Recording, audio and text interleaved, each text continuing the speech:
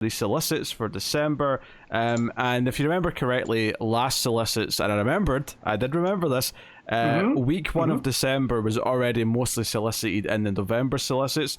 So I've not looked ahead in this. I'm assuming that at least a week of January is going to be in this one for the same reason, because of Christmas. Yep. But we'll find out. So first up is Superman issue 9.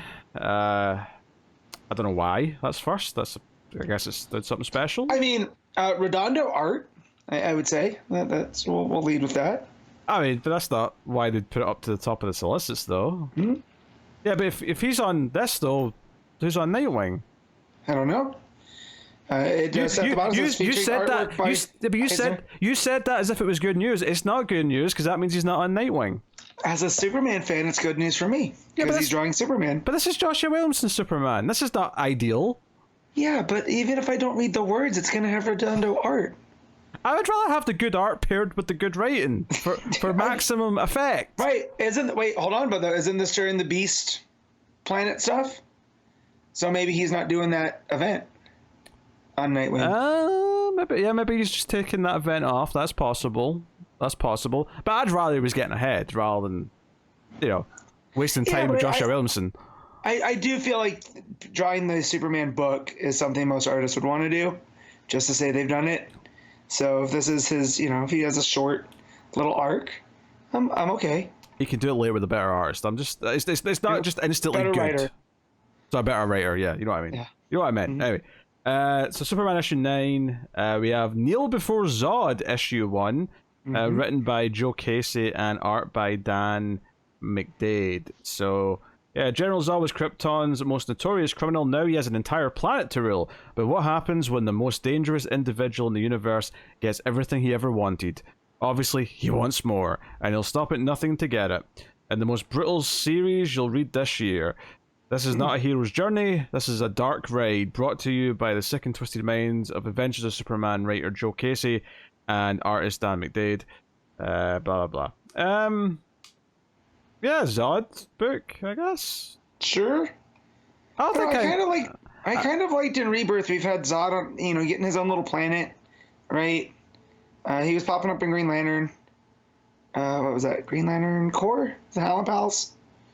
I kind of like that. I don't know if I want to like Zod the Conqueror, but we'll see. I'm gonna give it a try. I don't think I know Joe Casey's work, so I don't have a barometer for quality here. I don't know. This is kind of a random.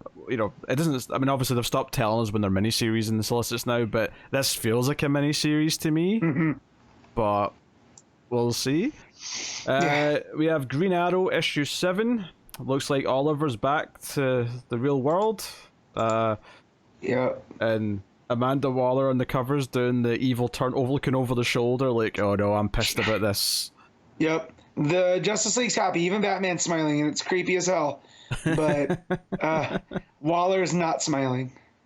Yeah. I mean, that's right now. I'm just kind of like reading Green Arrow to see how much of a train wreck. So if I'm honest.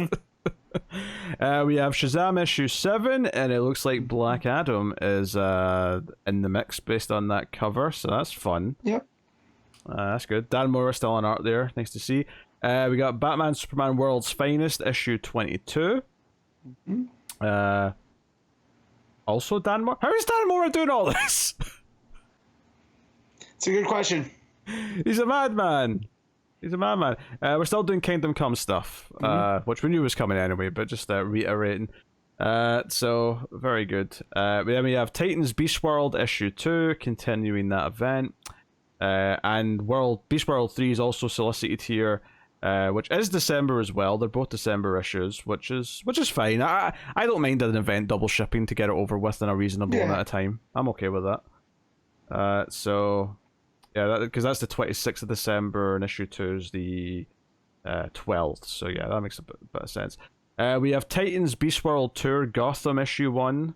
So this is a 48-page one-shot. We have Chip Zdarsky, Grace Ellis, Gretchen Felliker Martin, Sam Maggs, and Kyle Starks. I only know one of those names, but those are the writing team.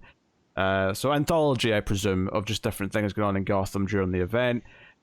Same idea with the next thing, which is Titans Beast World Tour Central City issue 1, which has got Cy Spurrier, A.L. Kaplan, Alex Packnadal, and Jarrett Williams on the art team. Sorry, on the writing team, rather. And then we got Beast World Tour Atlantis issue 1. This name's really thrown me off because I keep wanting to say Beast World World Tour. And I get that's the point, is that they're combining it, but it's thrown me off every time I go to say it. But Beast World Tour Atlantis issue 1, we got Sina Grace, Frank Thierry, and Megan Fitzmartin. Those are all 3 names I recognize. Yeah, although Megan Fitzmartin is not for the best reasons, I don't think. Yes. But still, I do. Although Federici is one of the artists listed on that. Mm-hmm. And Valentin Delandro. So far, the Aquaman book seems to be packing the most heat. Yeah. Although, that said, it has the worst cover of the 3. Yeah. It seems like Mira's proportions are off, right? Like, it says maybe it's just the page. It says the cover art's by Mikkel Janin, but that doesn't look like Janin to me. Does it? Yeah, it does. But it's not Janin's best. Yeah, her face doesn't look like Janin to me. I guess the rest of it kind of does, but the face definitely doesn't. Yeah. But we got, whereas Janin did the other covers, actually. He's done all 3 of these, and the other 2 look way better. Yeah. The Gotham one's got Stefan Cass on it, which is cool. So with what looks like Nightwing running towards him. Yes. And then we got Titans issue 6, which, I mean, Travis Moore's still a good artist, don't get me wrong. Like, it's not that sad that Redondo's not doing it if Travis Moore's the guy filling in, but still. So that's obviously tying in to Beast World. And then we have Justice League versus Godzilla versus Kong issue 3. It's a 3-way dance, Michael. So Oliver Queen here seems to be trying to take on Kong, and is that Mothra? No, because it's got like a snake head. Yeah, but the wings are throwing me off, though. I don't know who that is, but regardless, maybe it's a new. It's a Like I'll give you a Matt. Oliver Queen is the one Justice League member that Kong will probably beat. He is human. He could just scoop him up. Yeah. I mean, so it says Supergirl encounters Kong on Skull Island, and Wonder Woman takes on Behemoth on Themyscira. So maybe this is just one of those ones that we didn't get named in King of All Monsters, or maybe it's just a new one. I don't know. I don't recognize it though. We got Batman Off-World issue 2. This is the Jason Aaron book that was announced last month. So that's the thing. And then there's a book where there's a title missing. It goes straight into writer Joe Casey and Dan McDade, although that's the same team as that other book. It's General Zod. It's the same exact one. It is. Yeah, it's just, someone forgot to erase. They've just copy and pasted it in here for some reason. But we're missing a title for the next thing, though. What's this next book? So this is issue 2-4. So this is the Silent Night. This is the Batman Christmas thing. Yeah, I believe so. Yeah, this is Jeff Parker with Michelle Bandini on the art. So, yes, issue 2 of 4. And this is I think weekly. Yeah, they're selling it issue 3 and issue 4, which makes sense. They all have to come out before Christmas, otherwise it's weird. Yep. So. Yeah, we have Batman and Santa versus the Krampus. This is gonna be great. I have to say I'm into it, and I like Jeff Parker, so very good. We have Batman 141 by Chip Zdarsky. This is actually a week 1 January book, and there'll probably be a few of those. I'm going to point them all out, but some of the ones that we already got week 1 in December of, we're getting the week 1 in January's of. So, I mean, yeah, Zdarsky's run's not exactly been scratching the itch recently, but hey. Detective Comics 1079. It's a very simple but stark cover of a cross with a sunset behind it. Obviously round view. We got art by Jason Sean Alexander on this issue. Detective Comics 1080. Same team again. Also very simple, kind of, minimalist cover. It's this rock formation that's making Batman. Yeah, I really look like they're in Monument Valley. I love that. That looks cool. Yeah. Batman's that important that there's a rock formation that just makes his shape in the desert. That's bait. I'm not taking it. Hey, you said you liked it. I'm just agreeing with you. Yeah. Talk about minimalist covers. Nightwing 109. What's his? Oh wait, why did I say Travis Moore? I was talking about Titans earlier when I was Yeah, thinking, you were. I was thinking Nightwing. Because you saw Tom Taylor. I saw Tom Taylor. I saw Dick, and yeah, and you went blind. My thought process leaped and bounds. Stephen Byrne. Because this is a Redondo cover, right? Yeah, but it's Stephen Byrne on art. Yeah. Yeah.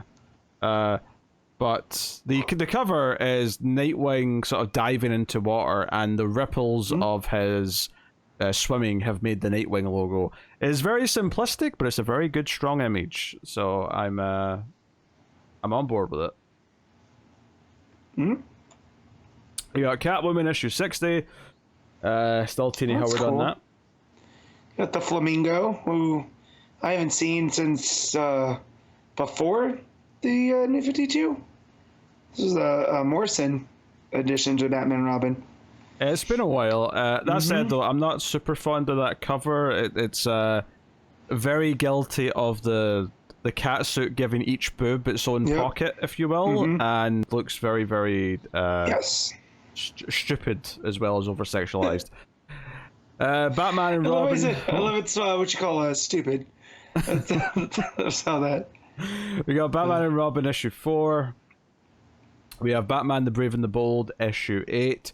Who have we got in here? Gilliam March writing and drawing a story. Yeah. We have Kel Starks, Gabriel Hardman, and John Higgins writing stories for Randall Passarin, Gabriel Hardman, and John Higgins. So there's actually only one story in there that's a different writer and artist. All the other ones are all the same person doing both.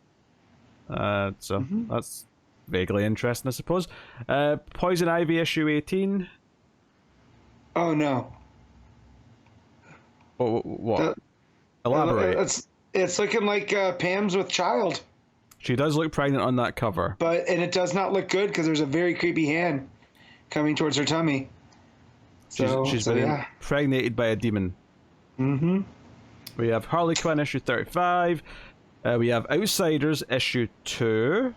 So we'll see how that pans out. It's an interesting cover though, with the octopuses coming up to the boat. Apparently called Monsters of the Unknown. So Birds of Prey issue 5. Obviously we really liked that first issue, so looking forward to more of that. The Penguin issue 5, same thing really. Penguin issue 1 was really good, so by all means give it to me. Batman 89 Echoes issue 2, and Superman 78 The Metal Curtain issue 3. So obviously those were just recently announced. We have Action Comics 1060 with Philip Kennedy Johnson on the main story. Now you get Nicole Main, Steve Orlando, and Joe Casey. Joe Casey's popped up on a couple of things. Also, this is the first time I think we've seen Steve Orlando on a DC thing in quite some time. It's been a while. Yeah. And to be honest, I've not really missed him because I wasn't super into most of his stuff, but worth noting at the very least. Actually, I wonder, because it says Joe Casey and Dan McDade's on the art, I've got a funny feeling then that this is going to have a backup that leads into that Zod mini. And you'd be right, because it says the last sentence is, and Zod's son begins to suspect New Kandor isn't as peaceful as it seems in the prelude to Kneel Before Zod #1. Look at that. So, got a sixth sense. Also, Constantine's on the cover with Superman, so I guess we're getting some Constantine. Action Comics 2023 Annual Issue 1, and this is by Johnson, so this is the regular writer with Max Rayner on art. So, yeah. I mean, I always appreciate when it's the regular writer on the annuals. Looks like it's doing stuff with the whole Super family. So, that's cool. When's that out? That's out on the 26th. So, that's not a week 5, but they're doing an annual anyway. So, that's interesting. Maybe they wrote this earlier in the year and then realized there was no more week 5s left and went, shit, it's called the 2023 annual. We have to get it out the last week of the year. Throw it out of the week of Christmas. That said, though, would it really be that much of a trouble just to rename it to the 2024 annual? Or maybe Johnson's sitting at his desk going, no, I've already got a 2024 annual planned. Oh dear. Batman Beyond Neo Gothic issue 6. Wonder Woman issue 4. We're still waiting on issue 1 of that later this month, so we don't know how King's Wonder Woman's shaping up yet, but that is a very, very pretty cover of someone doing graffiti of Wonder Woman. So that's really, really neat. Yep. Amazon's Attack issue 3. This is the Josie Campbell book. Flash issue 4. Again, that run's not started yet. We're waiting for issue... Well, not issue... Well, it's issue 1, actually. Yeah, they are renumbering it. So we'll see that later this month. Speed Force issue 2. Yeah, looking forward to the second Speedster book. And the third Speedster book, even, because we also get Jay Carrick, The Flash, issue 3. Yep. So, very good. Wesley Dodds, The Sandman, issue 3. And then the other Golden Age JSA style book is Alan Scott, The Green Lantern, issue 3. Oh, when I say Golden Age, I don't mean that it's in the Golden Age, but you know what I mean. Like, no, all Golden Age characters. Yeah. That's a really cool cover with the Spectre and Alan Scott. Yeah, it's very striking. All the shades of green really pop. It's probably the best of the covers out of those 3 JSA like tie-in books. But speaking of JSA, we also have Just Society of America issue 10, which you know, we mentioned some Mikel Yanning covers before. He's back on this book. Because I was wondering, because he wasn't on that last issue, and I was wondering if is he just off now that the first arc's done. But it seems like he is back after. Yeah, I don't know if he's got one fill-in or maybe a couple, but regardless. We have Green Lantern issue 6, notably the backup by Peter J. Tomasi, a legacy Green Lantern writer coming back into the fold. Very interesting. Also quite a nice cover on that one, actually.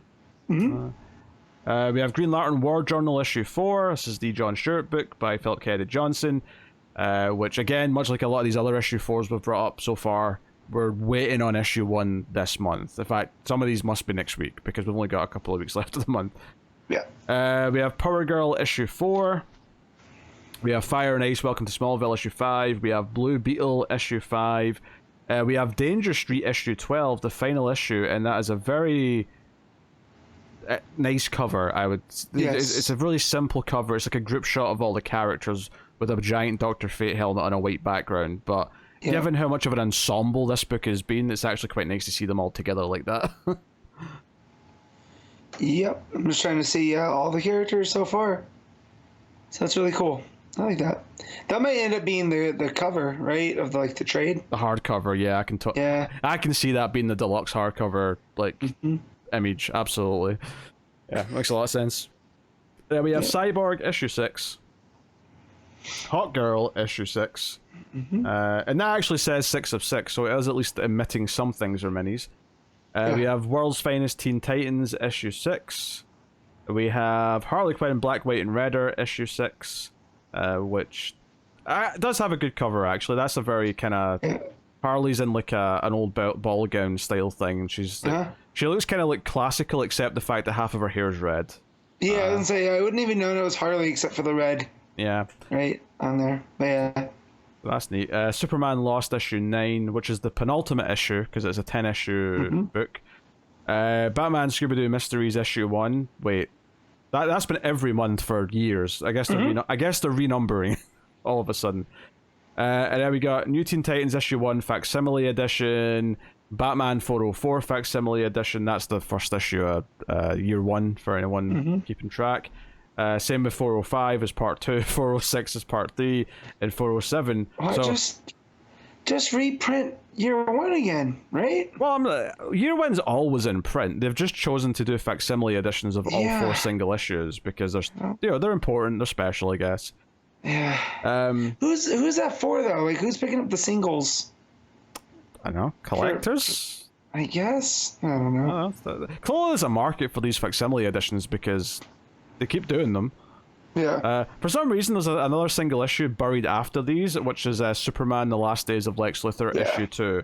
So that is coming on the last week of December. So for the collections, we've got Peacemaker Tries Hard, we got Batman Detective Comics Volume 2, Gotham Nocturne Act 1. That's a mouthful of a title. We have Batman Justice Buster Volume 2. We have Joker 1 Operation Joker Volume 3. I don't even know what that is. We got Superman versus Neshi. I think it's like the manga. Okay. We have Superman versus Meshi Volume 3. That also looks very manga-esque. Night Terrors. Oh, everyone's favorite. Just skip it, guys. It includes 1 to 4, First Blood, and Night Sen. So yeah, the opening and closing, plus the 4 issues, plus the free comic book day special as well. And then there's the tie-in collections. So how do they group these together? This is interesting. I'm always curious how they do this. They have Night Terror's Dark Nightmares, which includes Batman, Catwoman, Detective, Nightwing, and Robin. So all the Bat Night Terror books are in one collection. And then we have Nightmare League, which has got Action, Green Lantern, Superman, Flash, and Wonder Woman. And that's it. That's it? Is that all of them? I guess it is all of them. Yeah. Wait. No, maybe not. Zatanna? No, where's Zatanna? Nah, there's definitely more. Maybe they're just splitting it up over another month. Yeah, there's no Zatanna. I don't see Ivy. Yeah. Was Ivy in the Batman one? There must be at least one more. There's probably 2 more, honestly. Trying to think of some of the other books that are Titans. I don't see Titans. Titans, yeah. Yeah, so there's at least one more. There might even be 2 more in the next solicits. We got Absolute Superman by Jeff Johns and Gary Frank. So what is this? This is Action Comics 858 through 863, 866, 70, Secret Origin 1 through 6. Action Comics Annual 10, the New Krypton Special, and Action Comics 900. This is a bit of a weird collection. It's like, it's like the start of New Krypton plus like Secret. The Secret Origin mini on its own, solid, but hold on. I was just looking for numbers, but it says it's also the Absolute collects Superman and the Legion of Superheroes, Superman Brainiac, Superman Secret Origin together for the first time. So that's the first big chunk. Yeah, they don't really go together though that well. Superman and the Legion does, because that leads right into Brainiac. Sure, but like then the run continued into other things, and Gary Frank's not there for that.